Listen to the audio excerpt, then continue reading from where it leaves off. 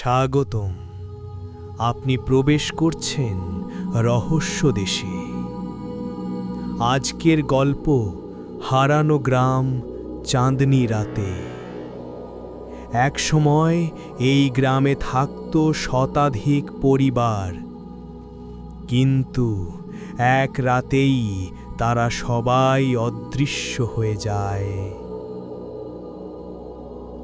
লোকমুখে শোনা যায়, রাতের আধারে ভেসে আসে অচেনা কণ্ঠের গুঞ্জন, আর কেউ কেউ দেখেছে অন্ধকার থেকে ভেসে আসছে ভয়াল ছায়া।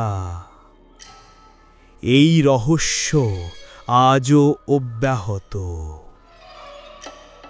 আপনি কি সাহস করবেন হারানো গ্রামের পথে হেঁটে যেতে? রহস্য আরও জানতে থাকুন রহস্য দেশে।